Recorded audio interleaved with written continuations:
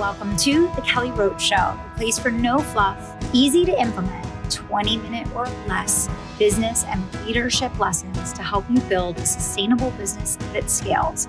Let's get started. Relevancy, timeliness, urgency, the sizzle and the steak. Everyone wants their offer and their business to pack a powerful punch that is going to convert people in mass to raise their hand and run screaming to invest in their offer.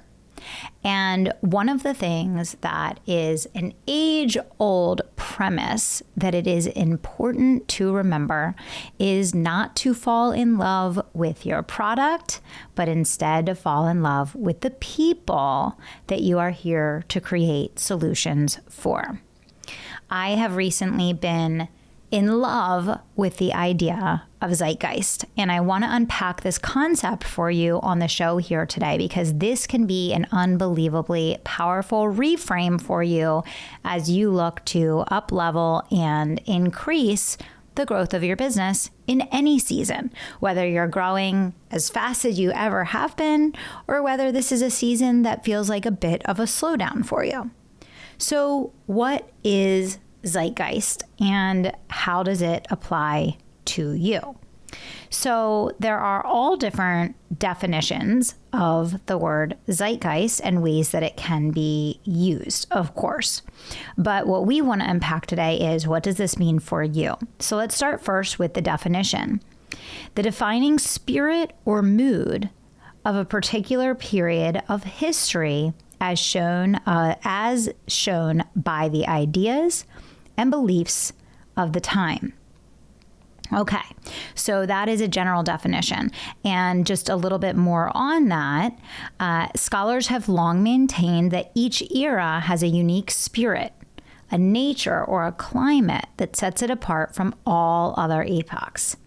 In German, such spirit, known as Zeitgeist, comes from the German word to mean time, and Geist meaning spirit or ghost. So Zeit meaning time and Geist meaning spirit or ghost. Okay, what is Zeitgeist and why is it important?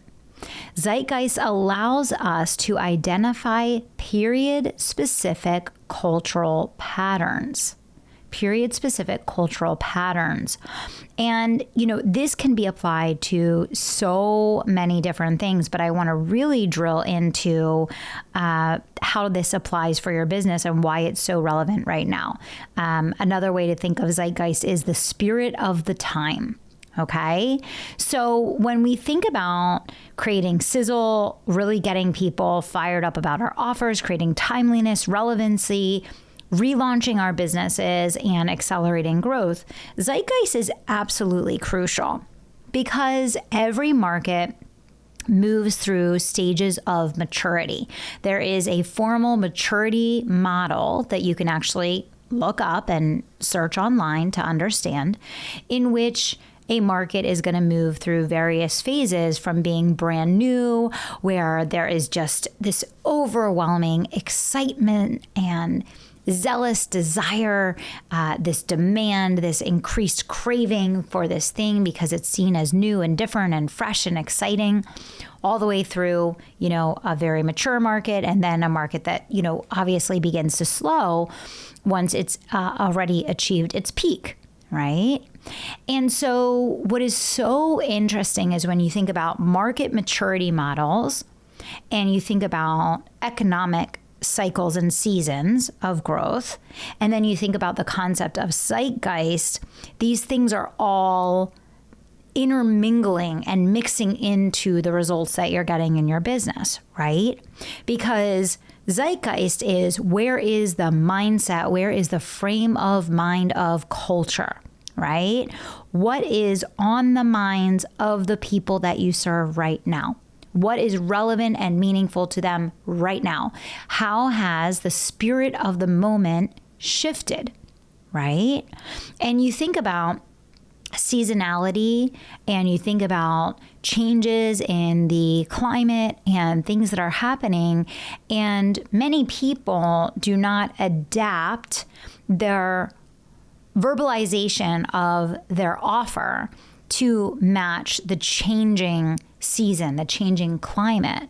And that's when your offer tends to become kind of bland and vanilla and kind of lost in the mix of things, because it no longer matches the zeitgeist. It no longer matches the seasonality of the time.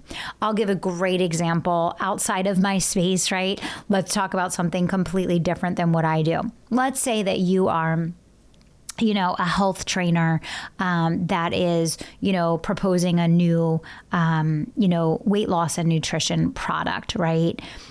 A huge part of the zeitgeist is like, how many pounds have you gained by using quick order apps on your phone? Uber Eats, right?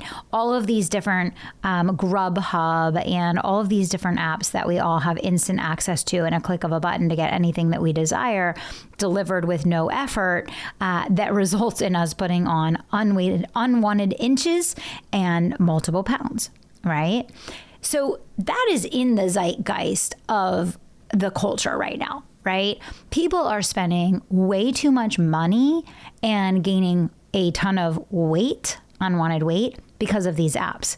And yet I have not seen a single health and wellness person positioning the conversation around something that we know is weighing on people's hearts and minds right now.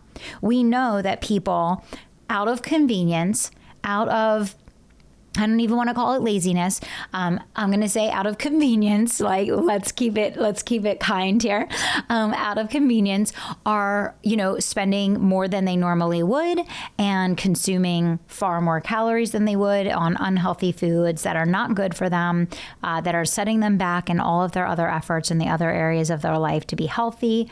And, finding a way to hit the override button on that and to be able to reclaim your personal power over the convenience of, getting on-demand eating out of the way and preventing you from hitting, that order button on your phone over and over again.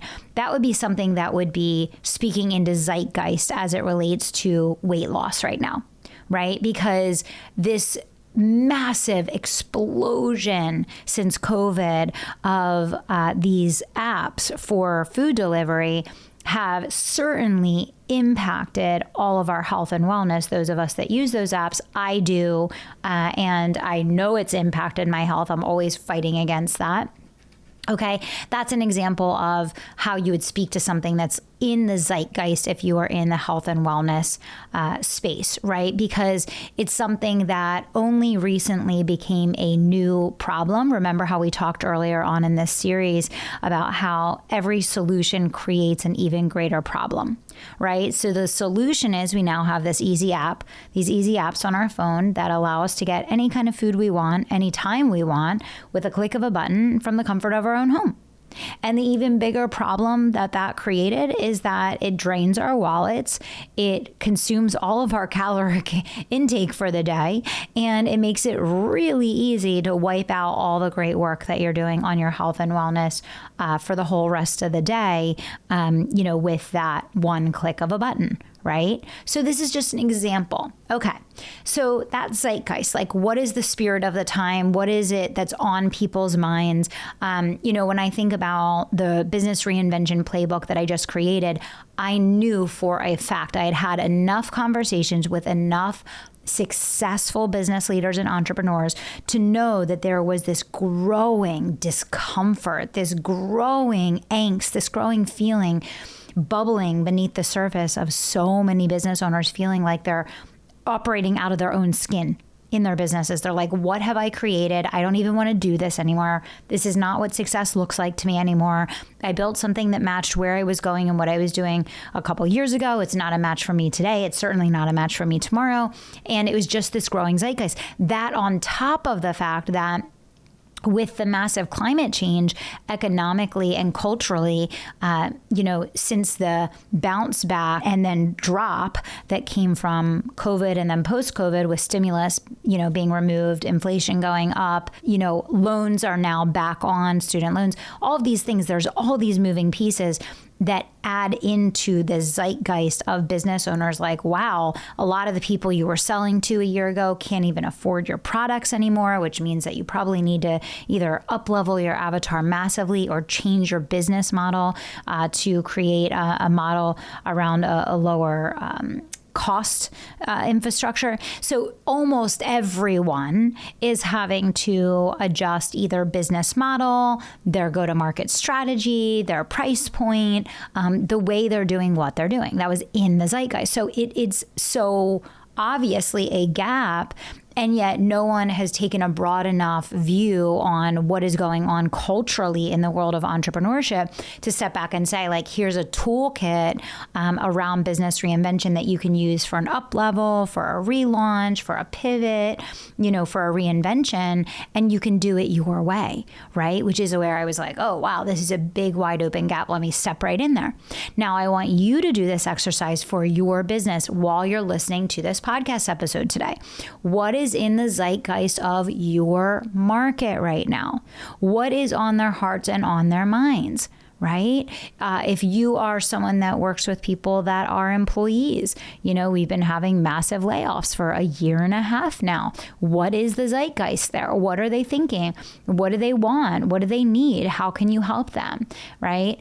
I want you to think about your market right now and really ask yourself, what is the spirit of your market? What is everyone saying? What is everyone thinking? And maybe in private conversations they're saying, but no one has provided the correct solution yet, right? So I want you to really, really think about what is that new solution that you can provide that matches the current spirit of the day in your space, okay? A lot of people are really struggling to sell their offers right now because they have not gone back to the basic fundamentals of marketing 101 and gone and had real conversations with actual people that are ideal clients in their market to really understand the things that are on their hearts and on their minds and how they're making decisions today, which is very, very differently than they were even just, 6 months or a year ago. Okay. So it usually in business comes down to reverting back to the basic fundamentals and then taking all the wisdom and knowledge that you've accumulated and applying that to the fundamentals. Now, zeitgeist is the spirit of the day. It's what's on people's minds in your market. It's the common conversation that's happening kind of in private rooms and in one-on-one conversations, but maybe no one's saying it out loud, right? All of those things. Then we have on top of that the market maturity model. And anyone that is in like the online digital education, service delivery, coaching, consulting space knows that, this market a very, very short few years ago was in that really early stage of the market maturity model. And as it's progressing through the market maturity model, buyer mentality is shifting dramatically. And a lot of people don't realize that buyer mentality is shifting dramatically, not just because of the economic climate, but because of the market maturity model. And as the space is getting more mature, people have made their first few investments in the market. Now they have a clearer expectation and perception of what they're going to get, what they expect from this relationship, what they're going to demand in order to make these investments, what they have experienced before, which is then playing into what they desire for the future, and everything in between, which feeds into less optimism, more skepticism. It feeds into less quick pull out your credit card on demand and much more discernment, right? Which is why also, in order to create relevancy and successful growth in your businesses, once again, you also have to shift your sales strategy, because whereas in an exploding growth market, which is the third component of what we're talking about today, the economic climate, in a growth market, you tend to grow by new people entering the market, and you can just ride that growth of new people entering the market up. Whereas in a contracting environment, you are are basically selling by taking market share, which means that the people that are buying are many times people that have already bought, which means that the bar is going to be higher, right, as a subset of that. But in combination, your sales strategy has to shift because the new leads that you're getting are going to sit in your ecosystem far longer. They're going to spend more time vetting your brand. They're going to spend more time in that discernment process, which means that whereas a year or 2 years ago, you would generate new leads, they would come to a conversion event, they would buy. Now, it will be a far longer process, and most of the sales that you're going to get are going to be from the other parts of your sales strategy, which most business owners don't even have in place because over the last couple of years, you didn't need to. Over the last couple of years, you could basically ride new customer acquisition to achieve your growth goals. Whereas in the contracting market that we're in today, in order to hit your growth goals, your sales are going to shift far more to the other categories, which are going to be reactivations of past customers, upsells from current customers, referrals from people that are already working with you so that there's that borrowed know, like, and trust. People that are buying smaller products that you then, upsell into larger ones. I categorize all of this as your internal buyers list. So now it's shifting to where the vast majority of your sales on a monthly basis are coming from your internal buyers list, which is why that correlation between low ticket and high ticket is so very, very, very important. And why now your focus as a market leader, sales and marketing leader, has to shift from pure lead generation and then allowing the conversion event to just kind of like do the work, the heavy lifting from a sales standpoint. You now have to shift into really putting exceptional power and strategy behind your nurture to bring people through that know, like, and trust process. Now, this is exactly where the market was pre-COVID. So this is not new at all. Okay, this is not new. Nothing I'm talking about here is new. The only thing that is new is maybe, for some people that were not growing established companies prior to COVID, maybe you haven't led through these cycles before. But for anyone that's listening to this, that's been in business for a number of years, none of this is new for you. You've been through this cycle multiple times. Maybe you wouldn't articulate it in this way, or maybe you didn't recognize it at the time, but this is what we go through. Everything is just cyclical anyway. So it's these three things coming together, right? Shifting your sales strategy into reactivations, upsells, renewals, referrals, add-ons, all of those things in your internal buyers list, moving people from low ticket to high ticket. The shift in the relevancy of how you're positioning your offer and really tapping into the zeitgeist of today, right? Knowing where that common thread of the mindset of your people is right now and speaking directly to that and creating that new, fresh, sharp relevancy.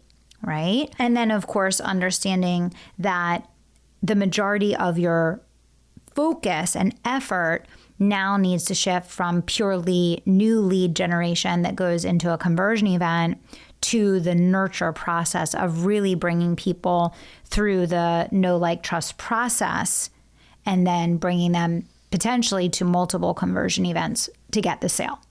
If you can understand these three things and bring them together strategically in your business, you can drive growth again. But for a lot of people, this is a process that takes months to put together because it's an about face for your staff. It's an about face for your marketing efforts. It's a big process change. It's a focus change, and it's really understanding how you need to adapt your positioning of your marketing, your message, your go-to-market strategy to match all of these things. But the bottom line is after listening to this today, hopefully you're able to get your wheels turning as far as what the zeitgeist is in your market right now. My best piece of advice for you is don't guess, don't ideate in a vacuum, but instead go out and talk to people that would be ideal clients of yours and your best customers to really understand where their mindset is right now and make sure you're meeting them where they are.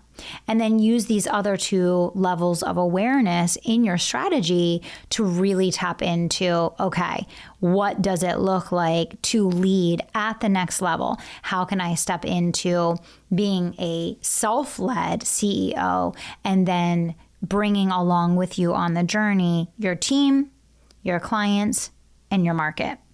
And I keep emphasizing self-led as such a crucial building block of a Kairos leader and of this new era of leadership, because we are going through unprecedented times. We have been going through unprecedented times for almost 3 years now, and we're going to continue to go through unprecedented times. And coaches and mentors and, consultants, all of these people are here to help and guide you along the way. But they're there to give you advice and guidance and frameworks and ideas. But at the end of the day, you have to be self-led. You have to develop enough self-trust to tap into your God-inspired intuition, your faith, your personal legend, your destiny. And that's not something that can come from outside of you. And so I keep bringing us back to this concept of self-leadership, because I'm going to present the ideas and the concepts and the strategies, and I'm going to give you inspiration and tools. But ultimately, you have to trust yourself, to listen to your instincts, to tap into your intuition, and to take these concepts and then go deep within. The answers are inside of you. The answers are inside of you. And that is when you are truly going to soar, when you develop that self-leadership and that self-trust to go forward in faith and to lean into where you're being called next. So I hope this was a powerful episode for you. Make sure that you are signed up to join me on the 3-day live Kairos experience. It is happening at the beginning of September. It is kicking off on September 6th. It is the 6th, the 7th, and the 8th at 12 p.m. Eastern. It's a do not miss. I can't wait to see you there. DM me the word Kairos at Kelly Roach Official on Instagram, and I will see you there.